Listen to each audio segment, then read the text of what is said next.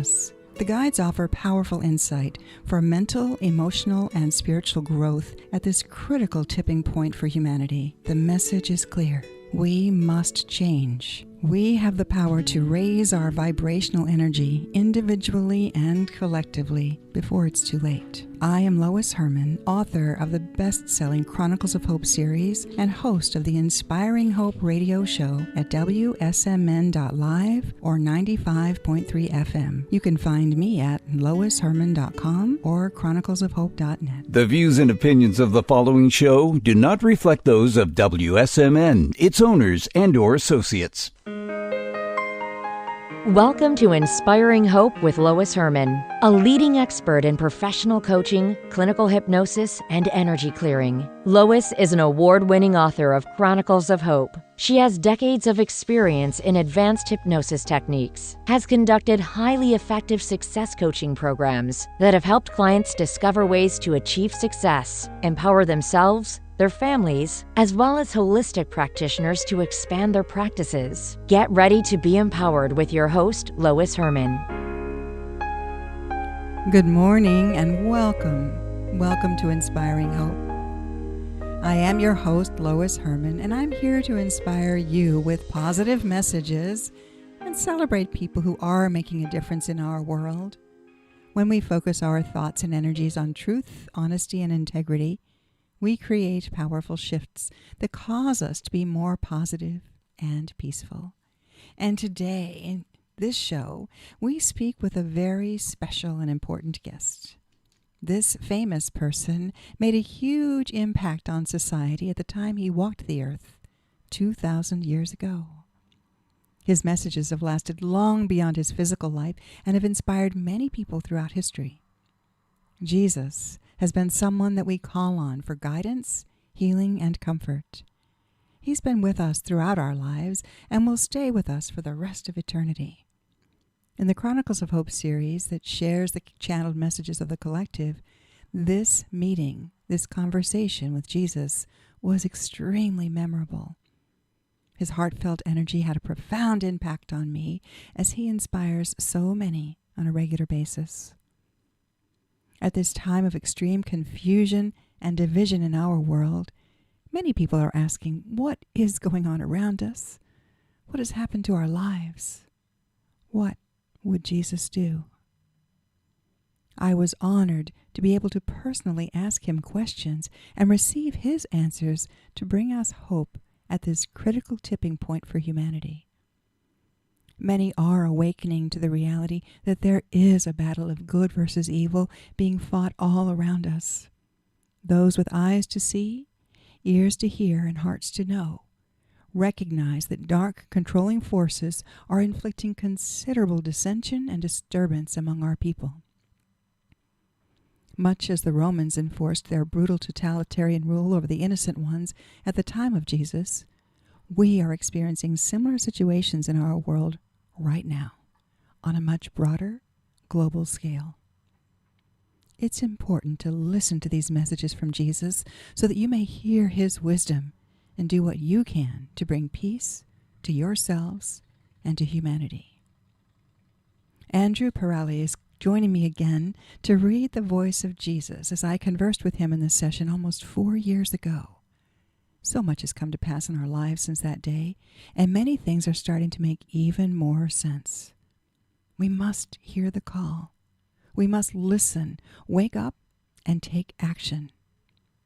We are told that the Roman Empire fell because of decay from within. Now is the time for the honest people to rise up and stop the decay from those who are enforcing their beliefs on the everyday people of our world. Today, we welcome the strong yet tender Spirit of Jesus. Are you ready to listen? And are you prepared to answer the call in your own way? You are listening to Inspiring Hope with Lois Herman at WSMN 1590.live or 95.3 FM.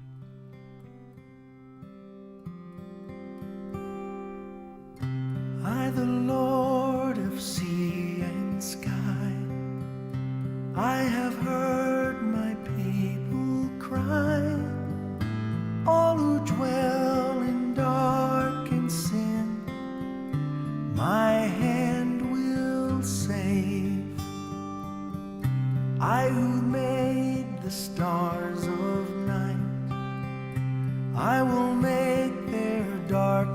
most bright, who will bear my light to them? Whom shall I send?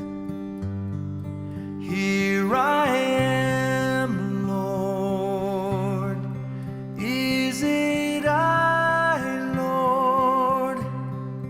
I have heard you calling in the night. I will go, Lord, if you lead me. I will hold your people in my heart. This is a reading from Chronicles of Hope, the Collective, Book 2, Session 2. I am the Spirit known as Jesus. I am always in your heart. Gary, Paul, and I continued our journey to receive information that's to be shared with humanity. We started by discussing how we would deliver these messages. Would the information be best published as a book? Should we distribute it through social media or podcasts? We decided to organize the transcribed sessions in such a way that we would have multiple options. As we reflected on the last session, we were all surprised by the information that came from Ray and speculated on who would visit us this day.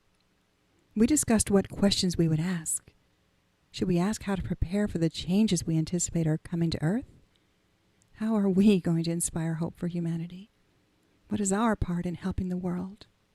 What are the most important messages we're to deliver? As Gary suffered from a lot of physical issues, I wanted to ask questions to help him heal his body as well. While assisting Gary, it also presented an opportunity to learn ways to help others who struggle with similar health issues. Conversation Session 2. Gary is guided into a quiet trance. When he is in a hypnotic state, I begin the session. On this journey today, we ask for whomever gods or wise ones of the collective wish to come through. We welcome you to receive your guidance, your instruction, your wisdom, and your insight. We are here.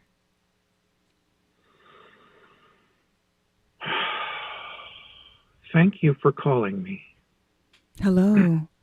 Who is with us today? I am the spirit that was known as Jesus some 2,000 years ago. We are very honored to have you here. I am honored to have been called. I have not been back since last I was here. Really? Not in physical form. I have a particular fondness for Earth. I'm never very far away. We know you help us a lot. You help so many. We are aware of the work that you do. Your spirit was coalesced out of the universal energy, much as mine was, just longer ago. Other spirits actually come from Gaia. You, Paul, are literally Earth's sun. You're not restricted. You can go anywhere you like. The origin of the spirit does not restrict one, not once the spirit reaches a certain age anyway. But some spirits are intimately tied to the spirit of the earth. The work you both do is very important, especially now. A turning point is coming to the earth. I might not have taken a physical form again for quite some time, but I wanted to be here because you asked. You certainly have earned an audience. Thank you. Otherwise, my kin would not be here speaking with you if they did not believe you had the ability to carry out the task we hope you will carry out. Thank you. So what is the task? What is it that you want us to do? What is the message you want us to share? It is the same message I gave 2,000 years ago. That message has been distorted through time, distorted through people. It sometimes pains me that I am close enough to humans as I can incorporate to feel emotion, as opposed to my kin that you've spoken to have not. Although my father has a particular fondness for you, Thanks. that is uncommon for us. But my generation, the spirit that lives in this body day to day, identifies very closely with the corporeal world. We interact with it constantly and can become part of it. And it pains us greatly when people suffer needlessly. Now, that's an important word, needlessly. Suffering is necessary. You cannot enjoy pleasure unless you experience pain. Every coin has two sides. However, there are those who bring willful harm to others. That is a development that hurts us greatly. We have always sought to teach the message that people need to, I don't want to say love each other. That word is so abused. It's just a matter of simple compassion.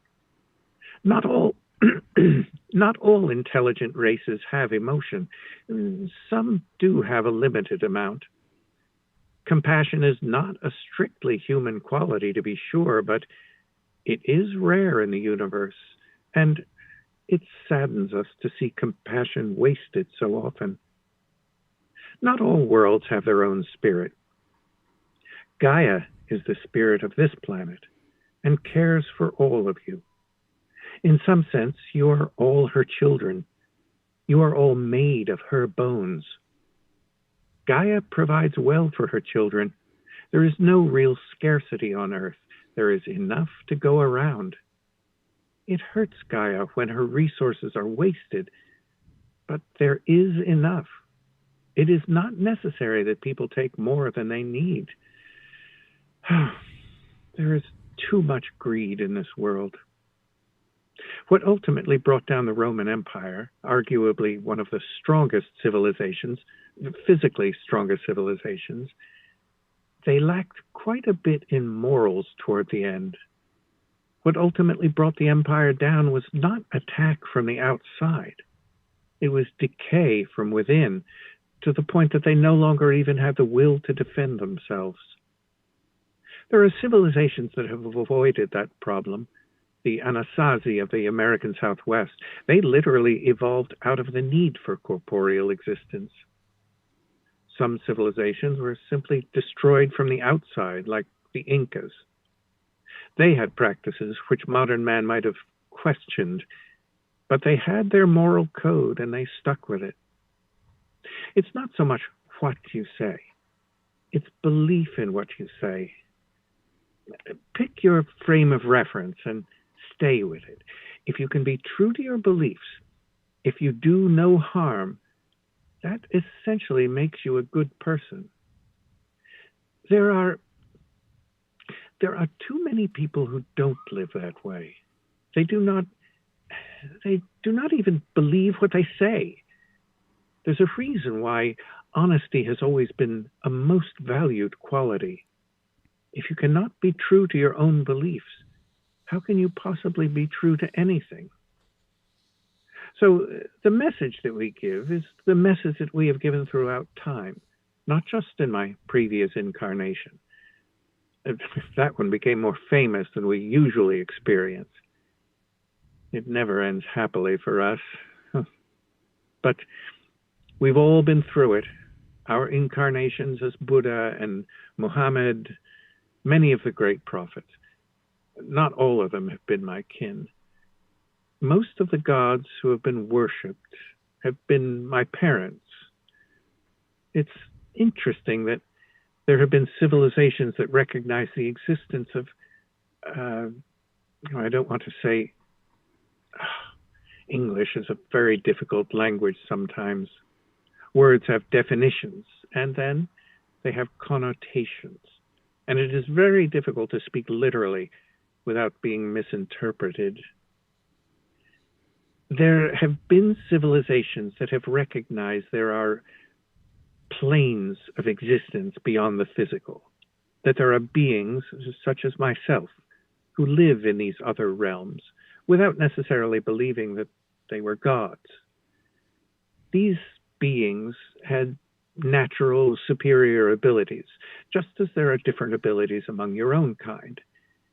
It is a bell curve that exists everywhere, even among my kin. There are those who believe that some level of competition is necessary. There are those who, like me, believe that there is always a peaceful answer. We are not the one true God that many human religions believe. There is not one all-knowing, all-seeing, all-powerful being. As a group, my kin come close to that. Given all our years of existence, we have knowledge, but not down to the microscopic level. There is no being watching everything that everyone does, and certainly there's no one judging everything you do. The only judge you ever have to face is yourself. The only people you have to be better than are the people you are today. I have kin who wouldn't give you that particular message, and they are not wrong either. If you do what you believe is right, again, that word right is so wrong to use. Hippocrates said it best. First, do no harm. If you want to put a message out there, that would be on the top of my top 5 list.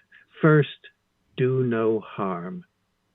The message that I gave, do unto others as you would have others do unto you, seems so self-evident. Why would you ever need to tell people that? Yet, I see in the world the need to remind people of something that should be so obvious. Those 2 messages are probably the most important that I can leave you with, having left them with humanity once before. Believe in yourself. You are the only ones who make reality exist. Your scientists today are only beginning to understand what that actually means. We, for example, when we are without physical form, and my parents and their parents who never have physical form, are at once everywhere and nowhere. When we focus our conscience on a point, that's where we are, for the time that we choose to be there. It's very similar for corporeal life as well. It's only the time span that's a little different. You were everywhere and nowhere until you chose the body into which you wanted to be. Now you're here. This is your point of focus. This is where you will be until it's time to move on again. You are limited by being in physical nature as to the travels you can take. I can be anywhere, anytime, because I have no body that I need to worry about. If you depart your body entirely, then your body dies. That doesn't hurt your spirit, but you can't come back. When I depart this body, my brother's spirit returns and the body continues. And in fact, we are close enough in vibrational level that he has not had to completely leave. He will remember what we say here, most of it. Wonderful. He will really appreciate that. It'll be a little disorienting for him, but he's been through this before. We are sufficient kin that we can retain this relationship for a considerable period of time. But if you were to look around us, you would see the merger of our spirits outside the body. You have been told that the spirit cannot wholly exist within the body. A physical form cannot contain that level of energy. What you call an aura is the result of the spiritual part of the body that resides without. We both reside within and without right now, so he will remember most of what we say. Do you have a specific question? Is there something I can tell you? I do have a question related to Gary's physical body. He seems to have many physical issues. You are an amazing healer. Is there anything that can be done to help Gary heal himself? That's an interesting question. You see, my brother's spirit that resides in this body is equally adept at healing. For every disease, there is a cure. For every individual, the cure is unique. There's a good message for you. Many healers have wondered, how can I do so much for so many, and I myself have all these problems? It's because at some level, they put the greater good before themselves, and they would consider it a waste to use their abilities on themselves. The spirit, as it resides in a body, does not retain much in the way of memory of previous lives, or without training, much in the way of knowledge that there is anything other than what is. At some level, this is necessary. The physical brain can only handle just so much information, remarkable a development as it is. There are many forms of intelligent life. The human brain is the pinnacle of corporeal development. It's not always used correctly, but it's there if you know how to use it. And old spirits know more than is good for their physical body to know.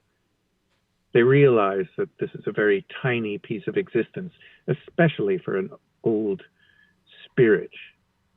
When they pass away, it is only the physical body that dies. Older spirits are sometimes unwilling to help themselves. Thank you. We're concerned about our mission to help shift this planet to the positive, and we've all expressed concern about what's going to happen. There's a sense of wondering, what can we do to help humanity from annihilating itself again? Yes. My older kin tend not to make much in the way of recommendations. They will answer most any question.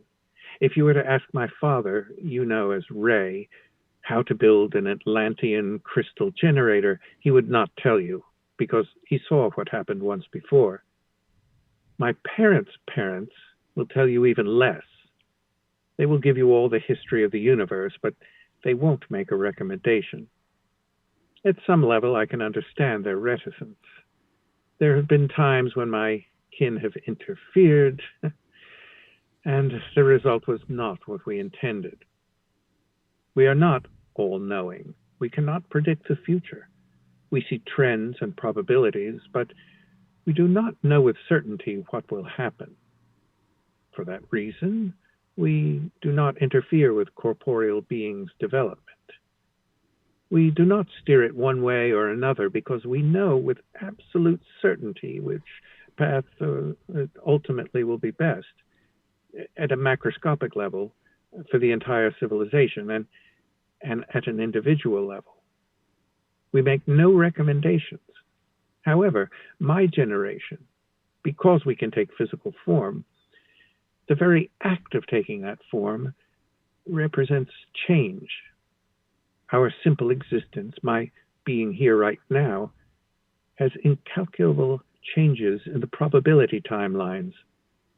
My brother's existence, corporeal existence, makes changes in every life he touches. But that's true of all of you, even the newest soul. Every person you touch puts them in a particular direction, one that perhaps they would not have taken on their own. Having knowledge of the future, even if it's just statistical knowledge, makes us unwilling to share that knowledge. Imagine if you knew the precise date and time of your death. What would you do with that information? Would you try and avoid it?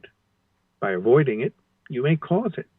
By avoiding it, you may bring it nearer. Some knowledge is simply not useful. We try to share general messages. We try to steer civilizations based on our experience with other civilizations.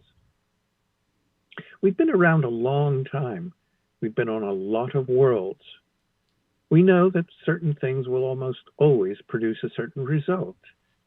It's the almost that must make us hesitate. But we're happy to share pearls of wisdom with you.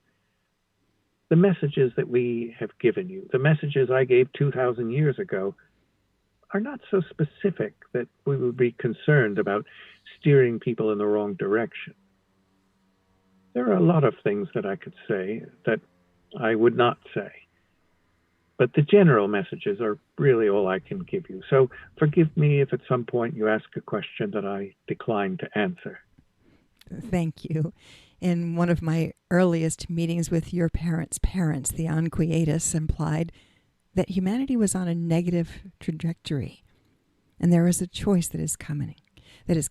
Humanity must make a choice on which path to take before it's too late. It is coming faster than we had predicted. Yes, it's coming. Is there a sense of how fast? I know I shouldn't ask that question, should I? How fast are we talking? 20 years? 100 years? Time doesn't work for us the way it does for you. I knew that you wanted to speak with me in the moment between the point at which my brother's consciousness slipped aside. To me, it was a long period of time.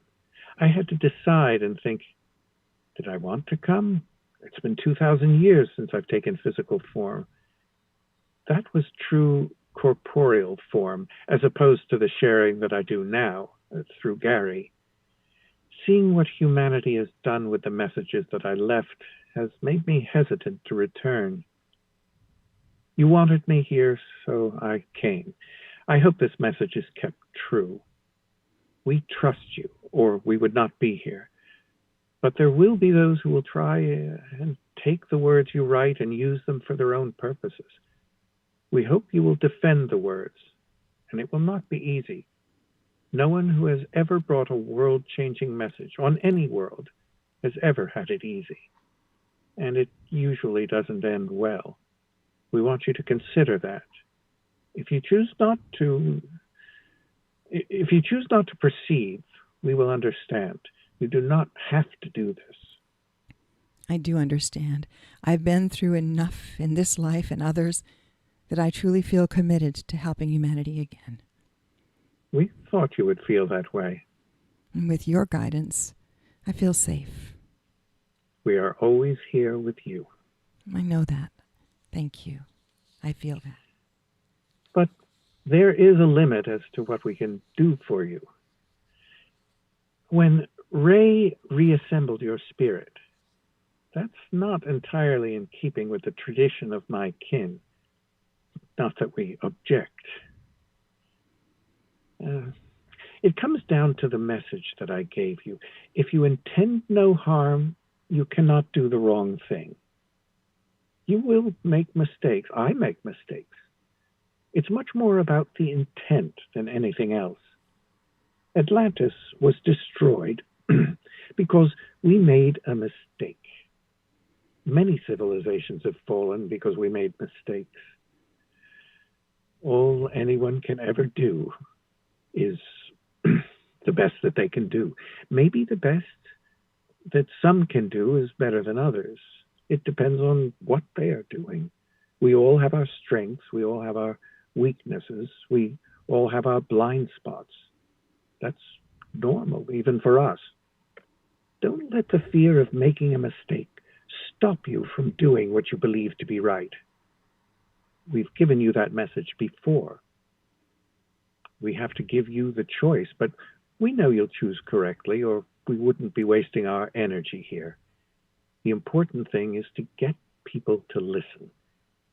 The message has to be delivered in a way, not just that they will understand, but in a way that they will hopefully accept.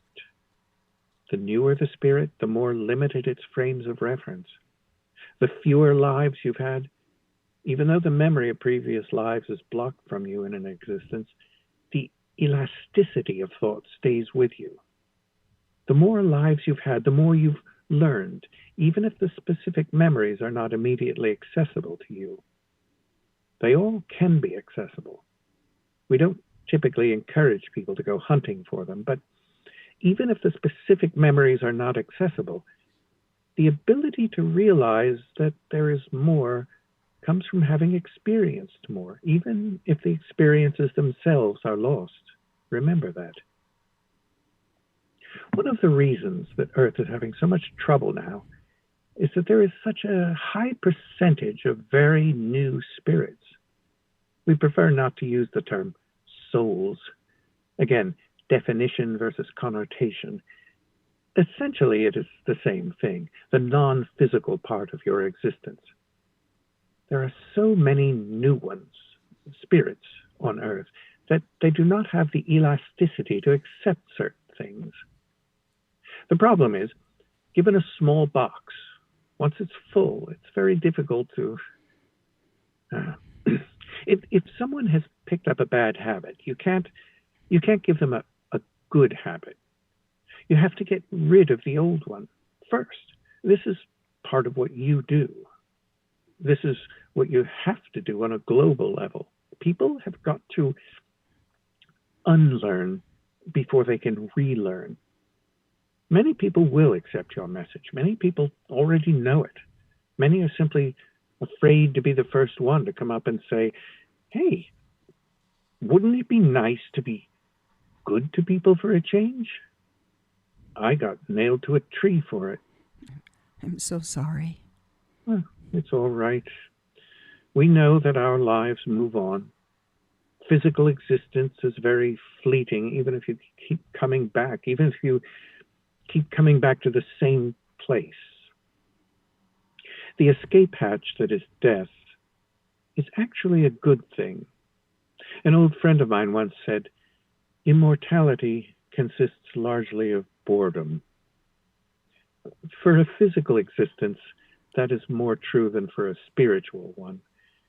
There are a limited number of my kin and a great many worlds. We are never bored. I can't tell you how to frame this. I've given you some concepts, the same ones I've given before. The message got lost somehow. The concept of reward and punishment after death was introduced as a way to control people. If you're good now, it'll be good for you later. Karma, the entire concept, which is not a wrong concept. The payback for what you do exists. It just does not come from the outside. There is no external judgment for what you do. There is no external reward and punishment. There is no vengeful God. There is no devil. I have kin that come close. Reward and punishment do not come from within. I'm sorry. Reward and punishment do come from within. You may deceive yourself in your corporeal existence into thinking that you've had such a wonderful life. But when that life ends and your spirit reflects, it will see with much greater clarity what happened in that life. If you have done more harm than good, you will punish yourself.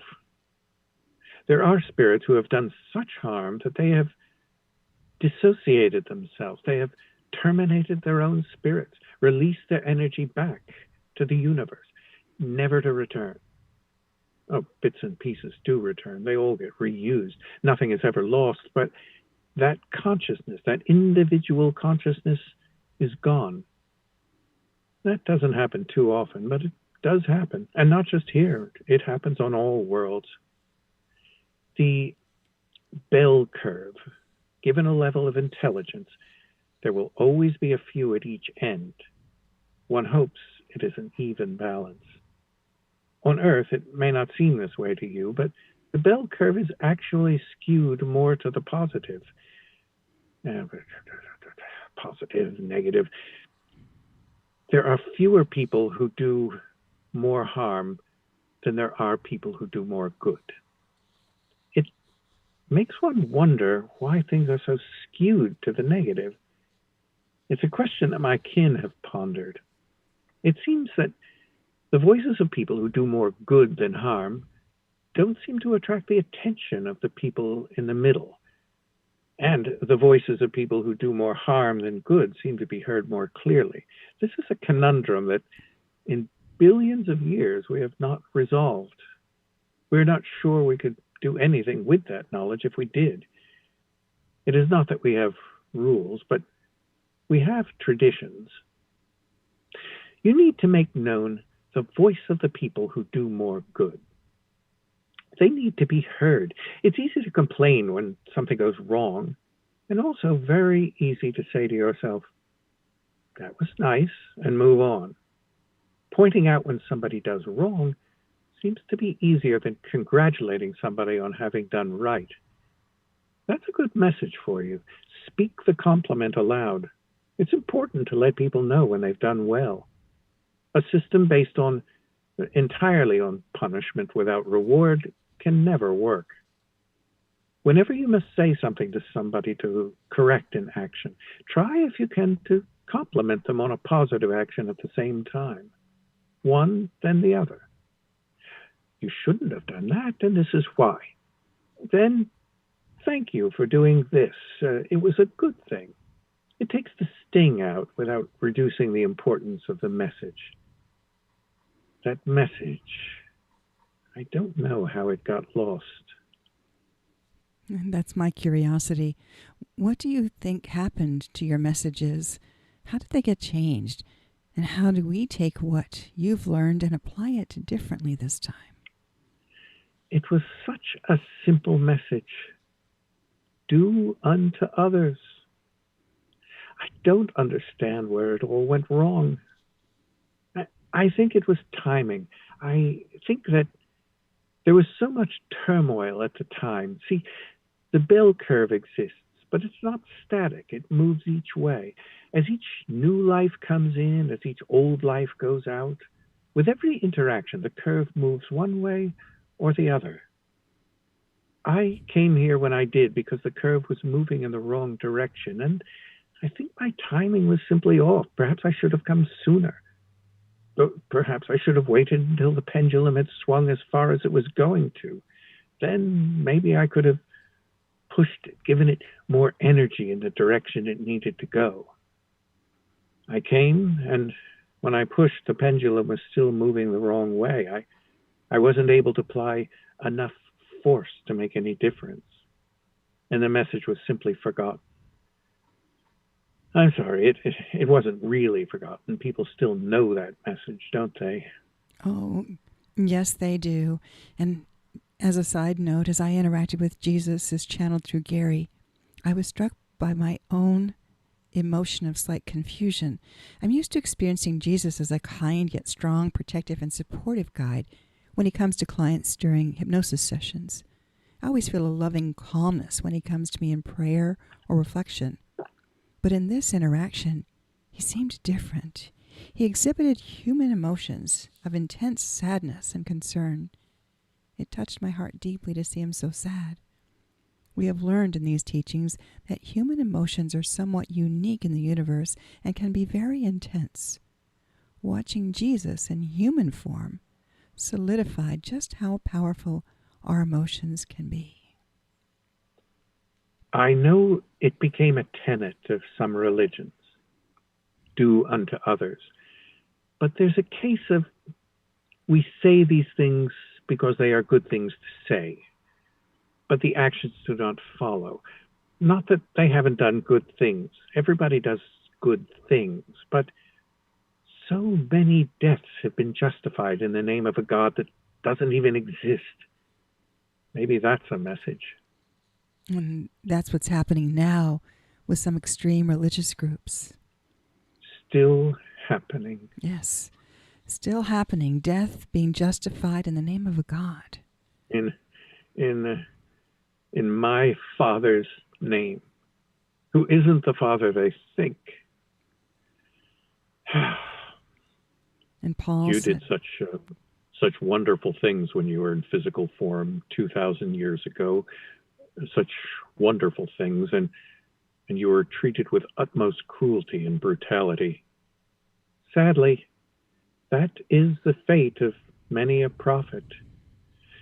I can't help but think of those who inspired followers with unhealthy messages, but their fate was never any better. The creation of change, even when it is changed for the good, is painful. We understand that. Most corporeal beings understand that. I have kin who believe that change should be constant, and At some level, it always is. Nothing remains the same. You stagnate and you perish. It's one of the basic laws written into the fabric of the universe. But it's possible to change too much too quickly. When you shake a person's beliefs, whatever they are, too much, the result is always going to be negative. Present these messages as reminders, because it's not a new system. I'm not telling you anything you don't know. I think humanity needs to be reminded, not told, not led, but reminded that there is enough for everyone. Gaia is alive and cares for them. If humans need to pray to something more powerful than themselves, let that be Gaia. There have been many religions on Earth that were natural, that worshipped nature. Yes, nature-focused religions. Yes, there's nothing wrong with that. Gaia is more real than this imaginary God. Gaia is more powerful than this imaginary God. What happens when a volcano erupts? Honoring the sacred entity, the living spirit of Gaia, was significant in this session. It's remarkable how Jesus tells us to call on her, something that has been done by earth-based cultures throughout the millennia. So Jesus, I would like to make an observation. At your death, there was what we refer to as a solar eclipse, and it is said that 3 days later you appeared to your followers. Today, this day, is 3 days after a solar eclipse that just traveled across North America, and here you are appearing to us now. Isn't that an interesting coincidence? The universe is full of coincidences. Amazing coincidences. Total eclipses are not that uncommon. They occur about once every 18 months. It just hasn't happened in this particular country in a while. That's correct, yes. When my physical body died 2,000 years ago, it died. I breathed my last breath in the arms of the woman I loved after they took me down off the cross. It is said that after 3 days, your body disappeared from the tomb. What happened to your body? I do not know. I did not care about my body. It was so badly damaged. I suffered such pain. I know my followers were in anguish to see my body so damaged. My resurrection was one of spirit. I had followers with whom I was very close. Having been corporeal only days before, part of my spirit was still within them, and I was able to appear in their mind's eye. I told them to keep the message alive. In the same way that you and my father Ray were very close, he could communicate with you in your mind. Had he not been a part of you, he would not have been able to reconstruct you, and your spirit would have been gone. Many Atlanteans were destroyed. I don't believe he made any attempt to restore others, because they were responsible for the accident. I realized then that my timing had been off, that my message was going to be lost. I relied on my followers, if not to do the job I had tried to do, to keep the message alive and to try to bring peace to the world. Is it true that Mary Magdalene traveled to France to teach your words? All of my followers taught my words. Mary was very special. Sadly, the message was changed. Instead of following the simple message, leaders tried to force people to obey the message. And it was never meant as a command. The 10 Commandments were written by good men who wanted people to be good to each other. The message was simple, but trying to enforce it on people, as I said, you cannot force people to change. Even if you give them something that they know is right, even if you give them something that they know is better to do, if you force them to do it, they're going to resent it. And that is where it all went wrong. When the Christian religion was created, based on the messages that I gave, leaders tried to force people to follow their rules. And then, worse, executed people who did not, in my name. These are those moments that, these are the moments that hurt us. These are the moments that, at some level, we regret having gotten involved. That's why we try not to get involved.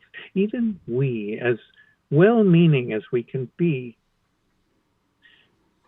think of the number of deaths that went down in my name. It was not what I had intended. Yet there are many who did get your messages. I know.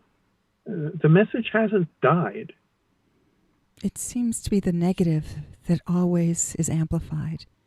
There are many more good people. Much good came out of your message, truly, and we're here to help perpetuate the good as best we can. What saddens me most is not the death itself, because I know that these spirits continue on and are reborn. What saddens me most is the harm to the people who are doing the killing. So many don't recover. I don't understand how anyone can profess a belief in any God and then knowingly do something that they must realize is contrary to anything that any God has ever said. What do they think will happen? How can you believe in any kind of reward and punishment and do the kinds of things that people on Earth, not just Earth, it's more prevalent here, how can they believe in reward and punishment and do what they do? Do you think that there's any sort of external negative influence? In the work that Paul and I do, we find negative entities that manipulate humans. They seem to be malicious and tend to enjoy causing disturbances. Such do exist, but it doesn't begin to explain what happens. It is part of human existence. It is a part of civilization on this world. There are worlds in which, for one reason or another, no conflict ever developed. Ones with sufficient resources, sufficient willingness to spread out enough to not crowd each other. Frequently, on some worlds, life begins in a single place and spreads and remains essentially as one civilization.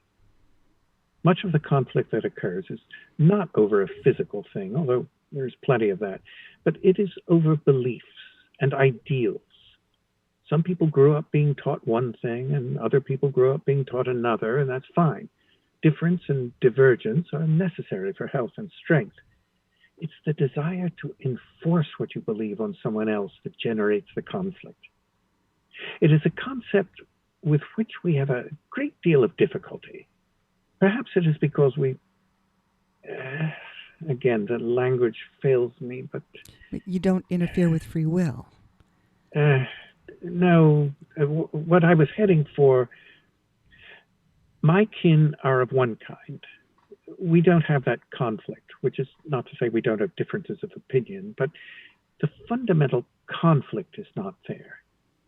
Humanity is a single species.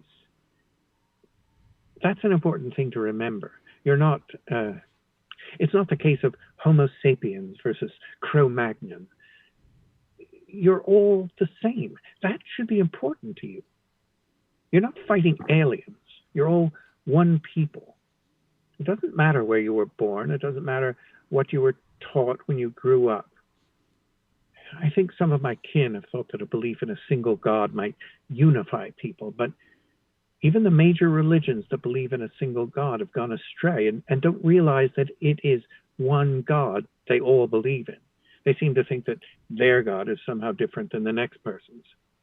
The polytheistic religions don't seem to have these conflicts between each other. There are many religions that live in many regions adjacent to one another, and they have their set of gods and they have their set of gods, and nobody has ever fought over that. For some reason, when it's my God versus your God, gods that don't even exist, somehow they can't accept the fact that somebody might believe in something different than what they believe. And within Christianity, it's even sillier because the differences between God and the different sects are so minuscule. How could you fight over this? At least in the polytheistic religions, there are multiple gods. If I call my parents, like I said, there are civilizations who understand the existence of non-physical beings and beings greater than themselves without having to resort to calling them gods, without attributing totally natural things to them like the Greeks or the Romans did, or the Norse. Thunder came from Thor. Thor was one of my fathers, and he's thrown a few thunderbolts in his day, but perhaps we could get humans to believe in what is real in the universe and not what they would like to be real. Ultimately, these are going to be your decisions, what you choose to pass on and how you choose to pass it on. Clearly, I have made mistakes. I won't tell you what to do or to do what I did because I know that's not the right thing. We all do the best we can do. Get people to understand they aren't alone in the universe. Get them to believe there is something greater than themselves, even if they don't attribute it to the one God. They, the collective, have experienced enough and seen enough to know that people who believe in ghosts are not wrong. You know that. Mm-hmm. If we can get them to understand that these godlike beings exist, an awful term, maybe they won't fight about it. Then you're likely to just cause a fight between the people who will believe you and the people who won't. I don't see how to not create two sides. There will always be people who believe and people who don't, and people who don't care, and they're the safe ones. Maybe a certain degree of apathy is needed. It's always the people who care that cause the trouble. Most people are perfectly happy to just say, oh, life isn't too bad, I have what I need, I'm good. The vast majority of the population on this planet is exactly like that. It's only the few who rattle the cage. Have I helped you at all, or are you hopelessly confused? No, this is wonderful. Thank you so much. I do have another question. Of course. Would you be willing to return if we ever needed you as a spokesperson through Gary? I am not sure how comfortable I'd be with an audience. I will always be here when you need me. Thank you so much. We have only 1 minute left, and we are coming to the end of our session. So thank you. And of course. Is there one last message? Is there a question that we haven't asked that we should? I don't think I could tell you if there was. I can think of several questions you should ask, and none of them have answers that I can give you. We have great faith in your ability to do the right thing, especially with this information. I'm never far away. I am always in your heart. I know. Thank you. We've had your presence long enough. I appreciate all that you do. Thank you so very much for honoring us this day. Thank you. And until next week, look up, stay positive, and be the light in someone's day. God bless.